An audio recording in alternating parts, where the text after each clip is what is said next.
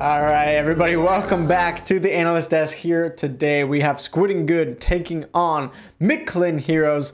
Winner advances through the losers bracket to take on Stargaze coming up right after this matchup. So let's jump into it, guys. Let's talk about who are we predicting in this specific matchup, because we got channel points on the line, and more importantly, a chance to continue on in the Pro Splatoon playoffs. If you lose this, you're out. So, Cassie, I'll come to you first. Who are you taking in this set, and what's the scoreline in this best of 5? All right. The last time specifically, we went through this matchup, and we went through this, I believe, I can't remember specifically which week it was, but I think it was halfway through the season. And Mictlan got their first 3-0, and then immediately got 3-0'd by Squidding Good. So one of the big reasons is because they weren't able to contain Porky. I'm going to basically stick by what the last results had. I feel like Squidding Good is going to possibly 3-0 Mictlan. And I don't want that to happen because I want to see more games, of course. Like everybody else in the audience, I just want to see good Splatoon. But I have a feeling Squidding Good might be a bit too much for Mictlan. Yeah. All right. Did you give us, you said 3-0 is your scoreline, or what's your scoreline? I'm taking 3-0 Squidding Good. And Shams, who are you taking here in this matchup? Yeah, I'm going to be honest. I'm taking Squidding Good. Like, I saw during Midpoint Plus, what Mictlan did. They were good, but they're not Squidding Good. They're not, yeah. Oh, my gosh. Should have seen that. That was pretty good.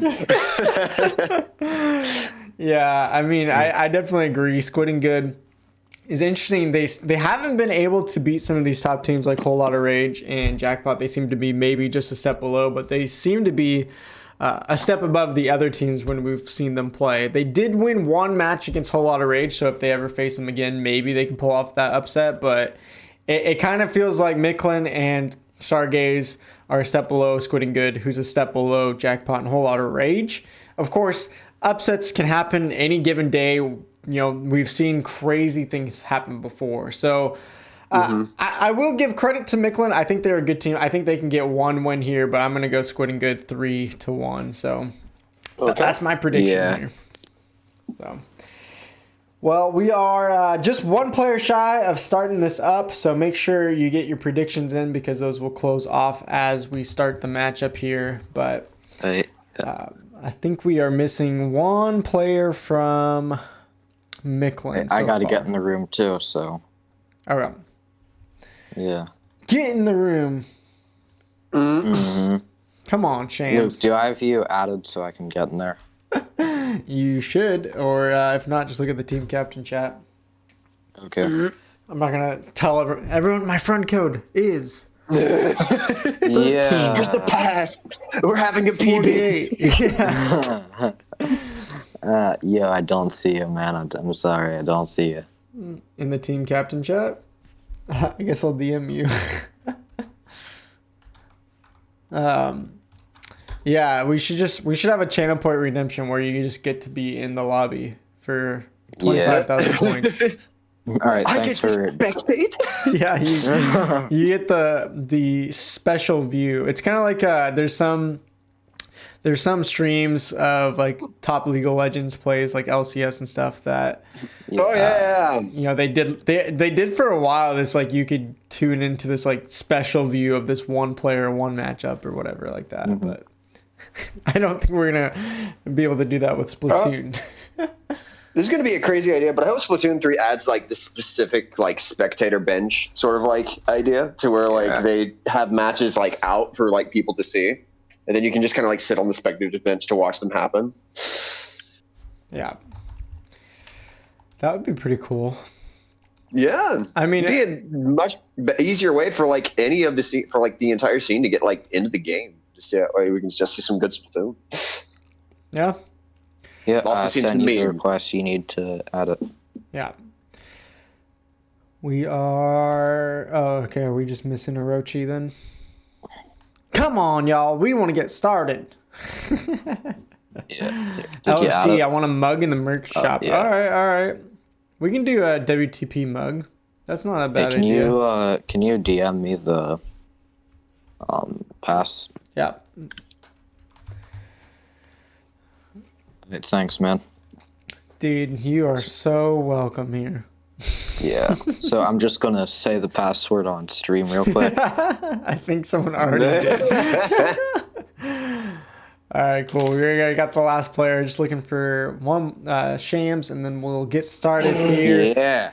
Squidding good on Mictlan Heroes. Starting up with Splat Zone, Sturgeon Shipyard. Cassie, what are you thinking these teams are going to be pulling out for as far as comps going into this map and mode? This one's a strange one. Sturgeon Zones. Definitely a strange map to really start with. But I have a feeling Porky's still going to probably stick with the foil squeezer like they normally do. I have a feeling Lex either is going to pull out K52 or he's going to stick with either regular K shot, something like that. Something just a good, reliable sleigh weapon. As for everybody else, I'm pretty sure Lau, ballpoint. I'm thinking ballpoint of some sort. Yeah. Yeah, Shams, what else do you expect that we'll be seeing here from these teams?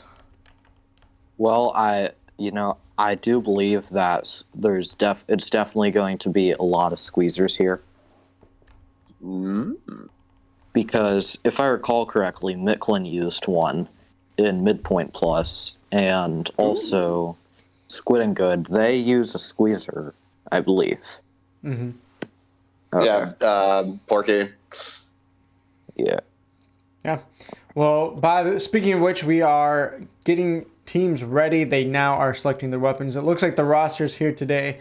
We got Orochi, Geku, Theo, and Fury coming out. Or Fury, not Furry. Fury coming out from Squidding Good here. If it was Furry, then I would quit the stream. Yeah, there you go. And for Mictlan, I would quit stream. Yeah, Mictlan, we have Cass, Lex, Midi, who apparently, according to Cass, is Dafter, just with the name change, and then F with the name change is Fear. So pretty standard lineups from these two teams. It seems like both these teams are bringing their best, and we will see who's going to take game number one. This is going to be some hype action. Looking at Squidding Good, seeing if they can get this win that we're predicting, or will Mictlan get the upset. We are ready for game number one. So finally, let's start up with some Splatoon action. Cassie and Shams, take it away with the casting. Let's do this. Yeah.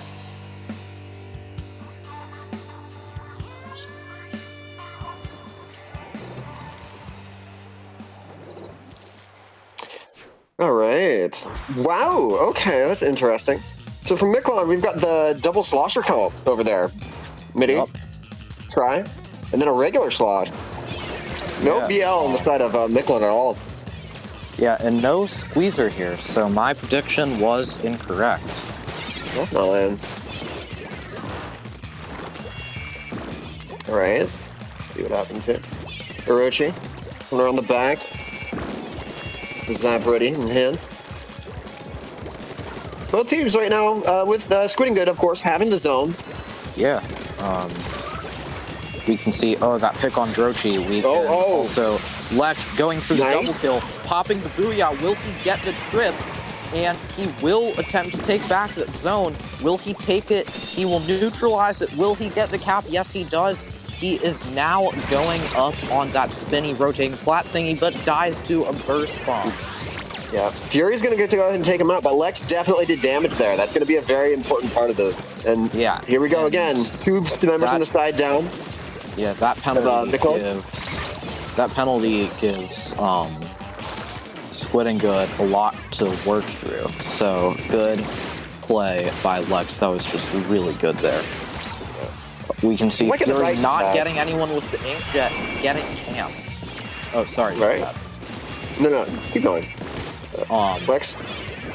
Yeah, right now we do see Theo popping that suck launcher. And going down to that Tri-Slosher, but Tri-Slosher goes down themselves. And really, what did you notice about these, exchanges that have been going on? There's a lot of, it feels like there's just a lot of smacking here. And the reason, you know what I'm talking about, like a lot of trade. Just a lot of big, small battles that are just kind of extending a bit more than normal, and then it's just momentum shift. And right now, Mictlan, he could be taking most of that advantage past with another clear pick there. Yeah, and we do see Kaz and F going in, taking the zone and getting that lead. Very important. So we could definitely see a Mictlan run back. We do see Squidding Good popping that armor. So they will be trying to go in on the zone. They won't get it, and the Booyah Bomb just secures that. One goes down. This could be it, actually. Yep. Lex on the back end. They need to paint this zone. They're not going to get it. Mictlan's going to take the first game 1-0. So anyone? And my prediction is already hella wrong. Yeah.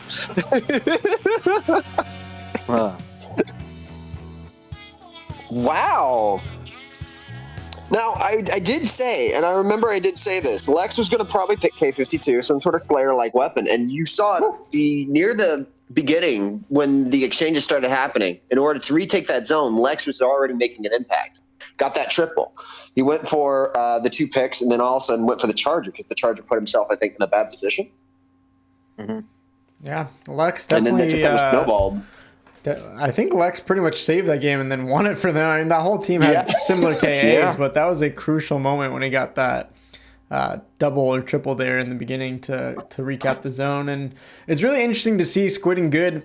You know, we're predicting, most of you are predicting 3-0. I got 3-1, so maybe I still have a chance if Squidding Good takes the next 3.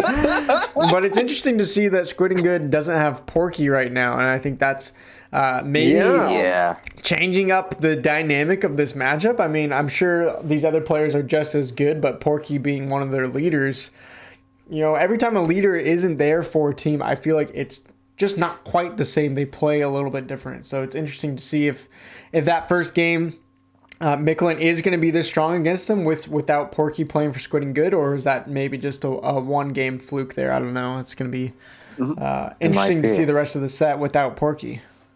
Mm-hmm. But they seem one thing I want to take note.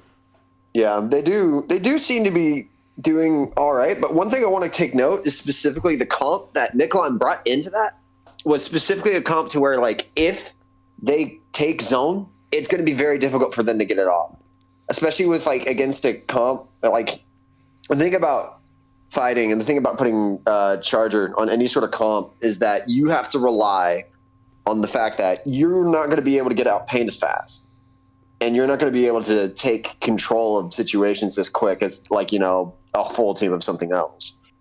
But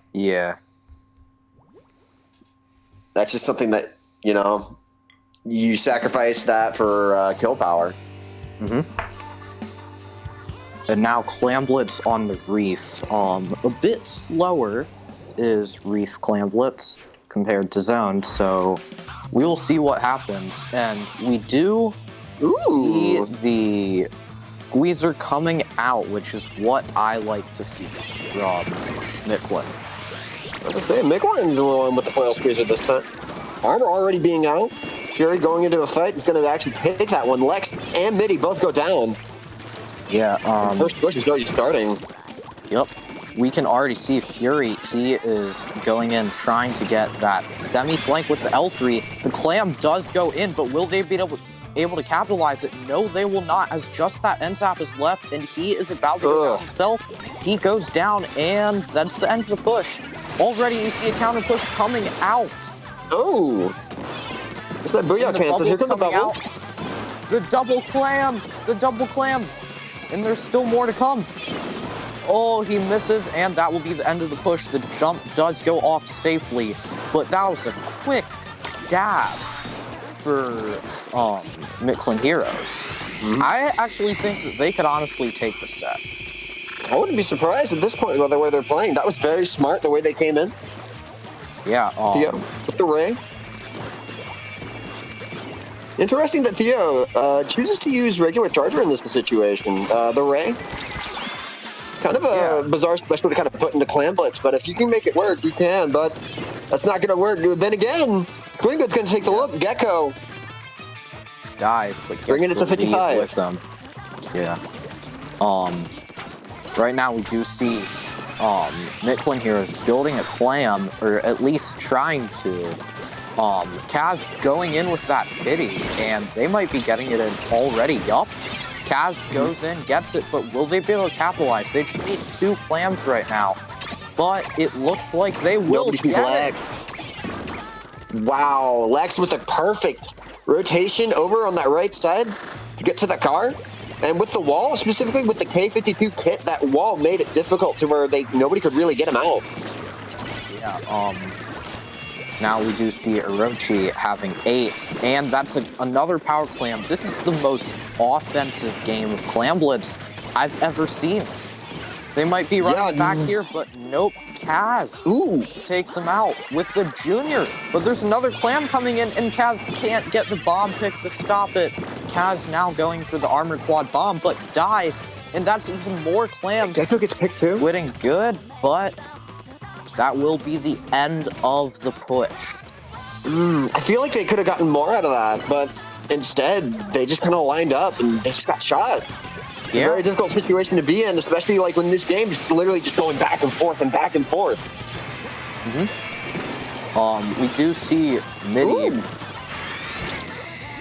Yeah, we see that Ray coming out from the charger and getting almost a splat. Now Theo having to focus on the power clam. Here comes the armor. Here, trying to focus on this flank that's possibly happening over on Sneak on the left side here. Yeah, and the He's gonna win this. He's gonna win this. Orochi goes down. Yeah, Orochi can't jump back to spawn because, clam. They're just throwing the clam back. And Gecko gets in a clam. We could see another push, but no, the double down, the triple down. It's just Gecko. Will he make it? He will not. He came so close. Kaz with the clutch finish on that junior. Although, given Junior's RNG, I would call that more lucky than clutch, but still great. Oh no, misses the clam! Yeah, and I called it. I said, reef clams, they have a lot of misses here. So... I wasn't going to doubt you there, but at the same time, yeah, I can see where you're getting from. Yeah. Wow! You do see Geku getting the pick and getting the other clam. And one clam will tie it up here. And the lead has been taken by Squidding good. And then Theo with the pick. Theo in the mid on that bridge. That's such a powerful position for a charger to be in. Yeah. Lex. Now with all to do here. Yeah, we 42 seconds on the clock. Ditching that clam because of Stingray. Wait, why did you say 42? It's 17. No, I said 22. Oh, I misheard you. Oh, we do see that inkjet coming out from F. They have to be on the defense, but will they be able to get that in? The pick is made, but that's suddenly much more ground to make up. And overtime starts, but does not finish. And Squidding good, gonna take it. Back to 1-1 now. So this map, this upcoming match, specifically tower control on Mako, is going to make all the difference. Whew. Yeah. Spicy matchup That was right a there. match. That was a crazy match. game. That was like, what? I think 6 scores with 1 miss, maybe 5 with 1 miss. I don't remember. That was almost like every time one team scored, it was just straight back the other way. Let's score again. I feel like both these teams are so based upon momentum that the minute one team drops it, the other one team picks it right back up and then just immediately attacks.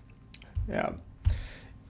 Squidding good, though, able to tie us back up in this best of 5, though. So now essentially it comes down to this best of 3. Whoever can win the 2 games out of these next 3 is going to be moving on. And honestly, guys, it feels really close. I mean, game 1, Mictlan we could did. do the game 5 here. Yeah, I mean, Mictlan did, dominate that first game after the first minute. But then that Clam Blitz was very back and forth.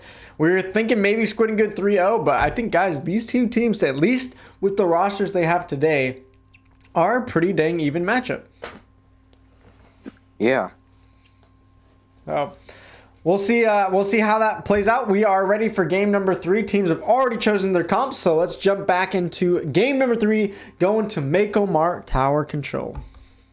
Ooh, this is going to be a big one. yeah. This is going to be a very, very crucial matchup. Definitely, it's going to depend on who's going to be able to set the pace. Yeah.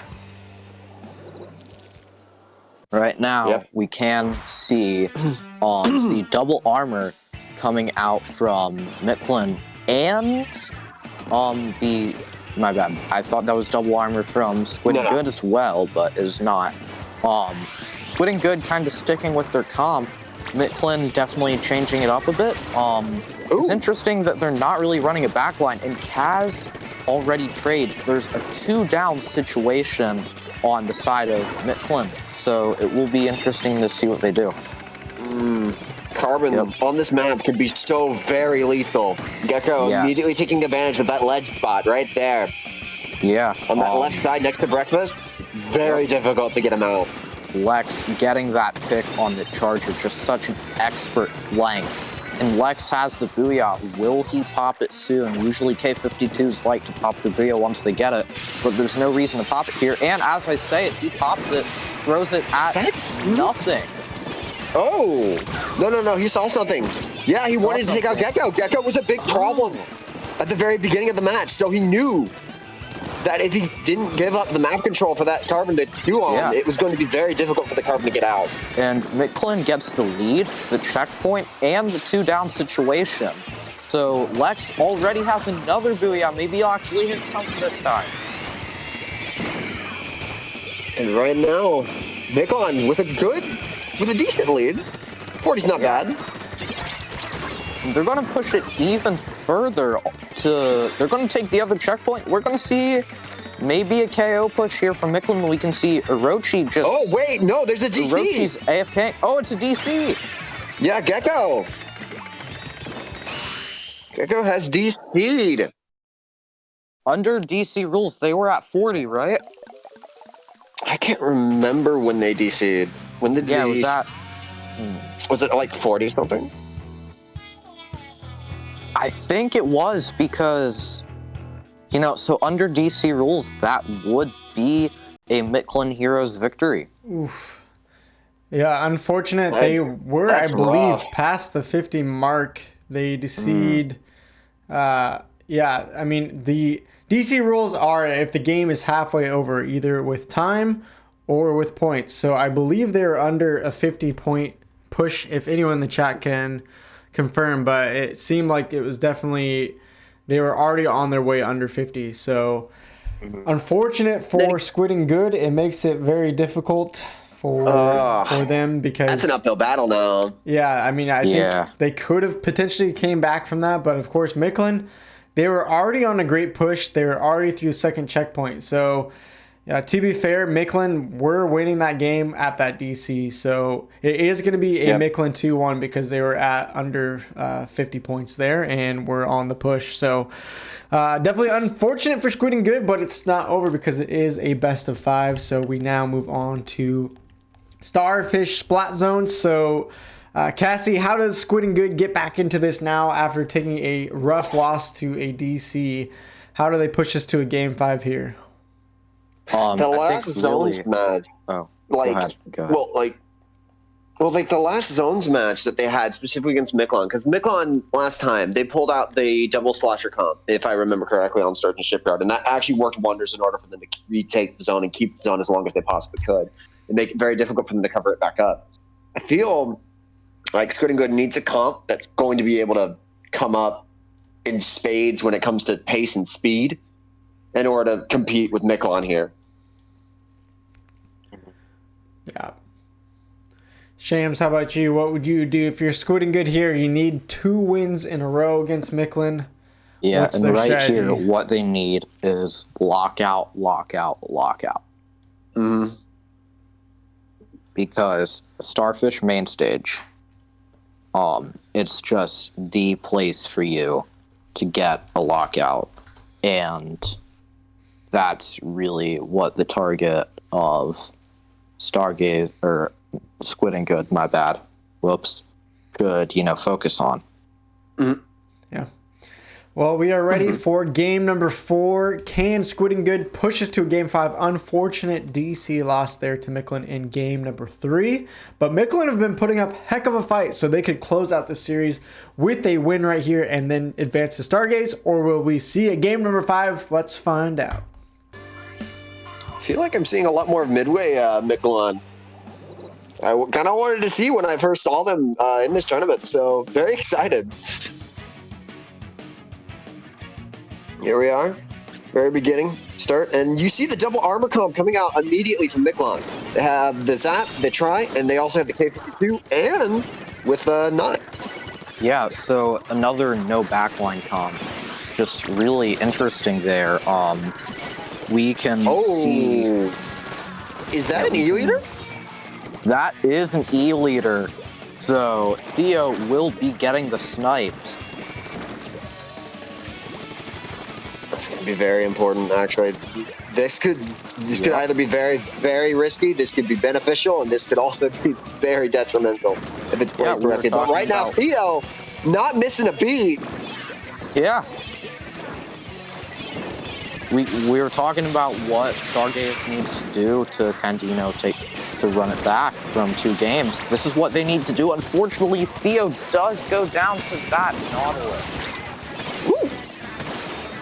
That's going to take actually that pick over on that side.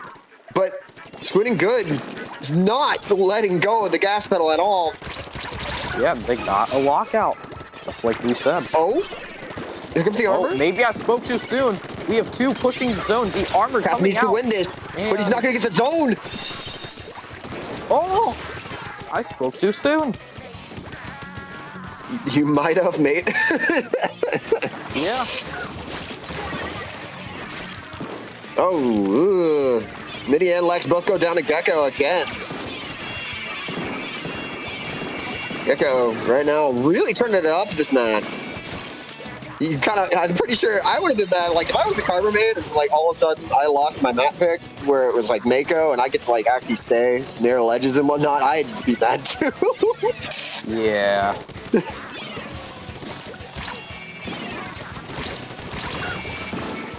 Oh. Here, with the Inkjet here. And right now, Mictlan trying to retake control of the zone. But Theo with a snipe over on the Inkjet. Yeah. What a shot. Theo, that E-leader, just working so well for him. And now we do see Lex taking out Gecko. That Inkjet on the side of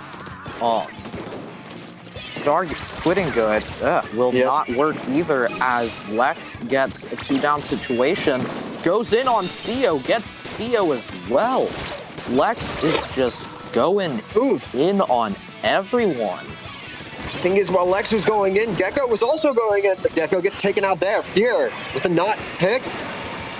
That's almost Inkjet, ready to go. Putting pressure on Theo with that Booyah and that K52. So we will have to see, is he able to hold him out long enough? We actually might see a reverse lockout here, as Theo tries to pop the Storm and gets it off. And Lex might get tap shot. He does not, but he goes down to the burst bomb, and Stargaze will get the zone. That was clutch by Fury to be there right when Theo needed it the most. Yeah. Theo may have went down, but they got rid of Lex, and I think that's more important. Yeah, Lex honestly just putting in work here. We can see the tri-flank. Orochi going down to that tri-slosher, even though having the first advantage. That's why you don't play Slayer and Zap, folks. Here comes the armor. Midi's going to take out Fury. Theo running on the back, jumping back. Orochi trying to get any sort of map control of some sort in order to try to build up armor again. And this is going to be very difficult here with the angle. Theo needs to hit the shot. Here comes the armor. They need to push here. They don't have a choice. Yep. Here comes the Booyah. Midi getting the kill. We see in the zone, Midi going down to Gecko. Oh! Did they get the KO? I believe they They did. did. And Mictlan is going to take it 3-1 over Squidding Good. Yeah. Wow.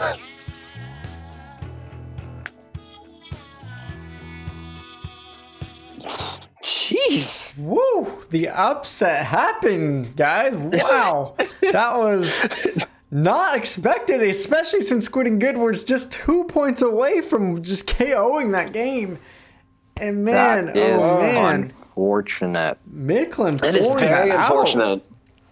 Wow, I'm quite surprised here because we were all I am predicting too. a 3-0, 3-1 the other way. Now all of a sudden Mictlan actually take that one 3-1, and honestly, in pretty, I don't. It was not a blowout. It was a close series, but I mean they were definitely taking it to Squidding Good, and I'm impressed with them today. They seem a lot better than they were in previous weeks. Yeah, Mictlan, they just, got something working together. Yeah. Got something right. I feel like, so, like I said, they've done this before, if I remember correctly, over Midway Inc. Tour Season 2, if anybody remembers. I think it was like near finals. And they ended up, taking it over to Temptation at the time. I can't remember what Temptation is called nowadays. That's my bad. But they ended up taking it over to Temptation, and they were the ones that upset them. Yep. So there's a lot of ability on that roster. One of the big things that they had when it came to Midway was definitely Lex being able to make those clutch plays when it was necessary. Yeah. Yeah, I mean, it was interesting does really well with Mictlan. Yeah, it feels like Mictlan, you can point out each game was someone else popping off. We saw Mitty in that last match getting the most KA on that Tri-Slosher. We saw Cass having some great supportive moments. We saw Lex pop off in that first game. We saw Fear with some great inkjets. It feels like all of a sudden, I don't know if they are just screaming right or if they're just feeling the magic today or what, but they seem just to be very cohesive. And, we've always thought of them as a good team, but maybe they're taking a step up. I mean, a win over Squidding Good is a pretty dang big win. That's not an easy feat. Yeah, I mean that's an impressive win. I think they're gonna take that one in the bag and celebrate even if they don't end up winning the entire playoffs here today. I think that's a great win for the team. You take that thumbs up, move on, let's go. We are improving. We're getting better here. Yeah. So I am curious to hear from you guys, though. It is GG's to Squidding Good. They are now knocked out of the playoffs and won't be moving on any further. It feels bad for their team, I bet. I'm interested to hear from you guys. Do you think part of it was just not having Porky here today as team captain, or was Mictlan just playing out of their mind today? Yeah, I mean, you look at Lex, and he just went off. He just destroys about, Yeah, well, a lot of it was Lex, but, at the same time, Lex had a really great supporting cast.